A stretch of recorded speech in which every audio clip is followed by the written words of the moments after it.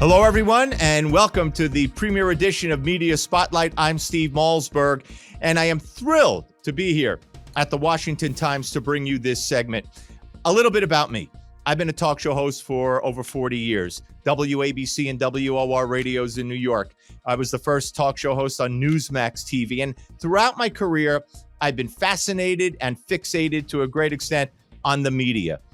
Watching the media, looking at the media, reading the media, the bias of the media. Now, sometimes the bias of the media and their agenda is very obvious to see.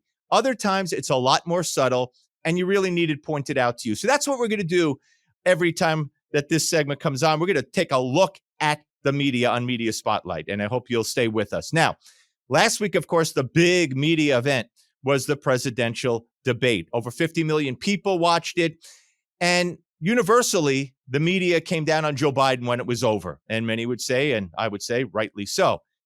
Now, Jon Stewart on The Daily Show, immediately following the debate, played one of Biden's worst moments. Watch. We're able to make every single solitary person eligible for what I've been able to do with the COVID. With dealing with everything we have to do with. Look, if we finally beat Medicare. Thank you, President Biden.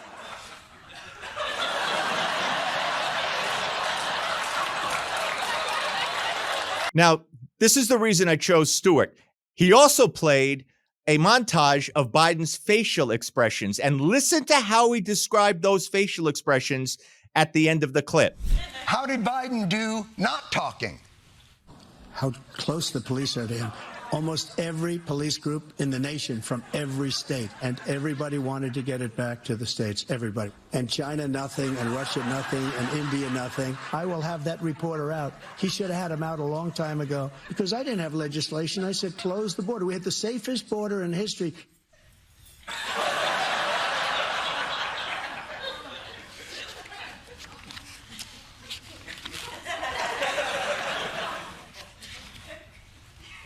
Not great. But a lot of people have resting 25th Amendment face. Resting 25th Amendment face. That's how he described Joe Biden's facial expressions. Why is that important? Because he dared to utter 25th Amendment.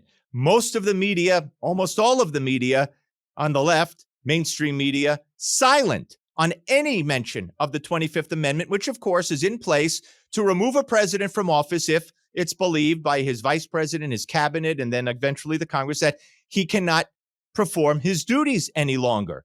So while the media is focused on Joe Biden, should he run again, should he not run again, nobody's talking about, can he finish out his term? Should he finish out his term? They're even defending the fact that he can and should. Watch Joe Scarborough. We know Joe Biden can govern. And again, I'll debate that issue with anyone, and I will win. He can run the White House. He can run the country effectively. Last Friday on Good Morning America, Jonathan Karl said, yeah, Biden could be replaced as a candidate. I really think it's quite possible. Look, normally I would say no way. He's the sitting president. A weak debate performance, there's no way you can replace him. But Democrats know that the stakes just couldn't be higher. If Biden cannot defeat Donald Trump, you have a return to what Democrats say is an absolute disaster. It wasn't until Sunday's State of the Union on CNN that the issue of possibly removing Biden from office now actually came up. I think people don't really just have questions about the campaign today. I think they have questions about how the White House is running right now. I think they have questions about whether he can do the job today, let alone for 4 more years. And according to a new CBS News poll, CNN's Scott Jennings is absolutely correct, with 72% of those polled saying Joe Biden does not have the mental and cognitive ability to serve as president. But Joe Biden is still president for at least another 6 months. So why isn't the 25th Amendment being mentioned more the way, Jon Stewart did in his own comedic way? Media bias, perhaps? Here's more from Scott Jennings. I'm old enough to remember when Donald Trump, was having trouble picking up a glass of water and walking down a slippery ramp, and folks were wanting to invoke the 25th Amendment. Now, But to me, what we saw Thursday night, he's not just a candidate; he's the president right now. Now let's go back to June of 2020 to see what Jennings is talking about. Donald Trump slowly walking down a ramp at a West Point commencement ceremony. There are some questions this morning about President Trump's health, and it's because of this video of the president where you see him walking very haltingly. Maybe he just has a hard time going down a gently sloping ramp, but do you see something possibly neurological? The president's health was already called into question this past weekend when he was seen on video cautiously walking down a ramp after delivering a commencement address at West Point. So who would have thought that walking slowly down a ramp, cautiously down a ramp, would raise red flags about all kinds of health concerns, more so than stumbling and bumbling your way through a 90-minute presidential debate? Again, media bias, perhaps? And the Media Research Center reminds us that during the term of President Trump, the media was more than happy to talk about the 25th Amendment. There is the 25th Amendment. Consider the 25th Amendment. Maybe we should consider the 25th Amendment. The 25th Amendment. How likely is it that the 25th Amendment, 25th Amendment, 25th Amendment, 25th Amendment, 25th Amendment could be invoked? Also on last Sunday's State of the Union, anchor Dana Bash, who co-hosted the presidential debate, allowed Nancy Pelosi to go unchallenged in making this outrageous claim. And by the way, while the press, and for some reason they don't, there are healthcare professionals who think that Trump has dementia, that his connection, his thoughts do not go together. Not only that he just lies, he doesn't even know the truth. Bash let Pelosi go on for another full minute and never challenged her, never asked her, who are these medical professionals that believe Donald Trump has this problem? That's kind of outrageous. And over on Face the Nation on Sunday on CBS, Margaret Brennan didn't like the fact that Ohio Republican Senator J.D. Vance strayed from talking about Donald Trump's lies during the debate to Joe Biden's lies during the debate. We know that the media seems totally uninterested in fact-checking Joe Biden from any of the number of false claims that he made. You know, I've lost track, sir. I've been told the media's on every single side of this and everything's our fault. But let's get back to the candidate you're here to talk about. In other words, how dare you fact-check Joe Biden? But Vance wasn't intimidated. Joe Biden said that no troops died on his watch, even though 13 American service members died thanks to his botched withdrawal from Afghanistan.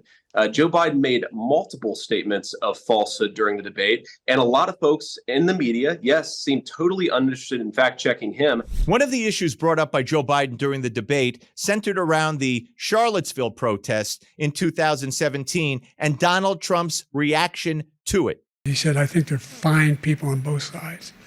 What American president would ever say Nazis coming out of fields, carrying torches, singing the same anti-Semitic bile, carrying swastikas, were fine people?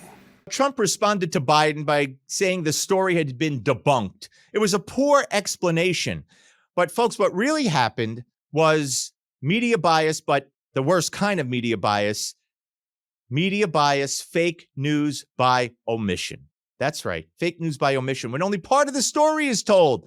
Here's part of what Trump said back in 2017. You had some very bad people in that group, but you also had people that were very fine people on both sides.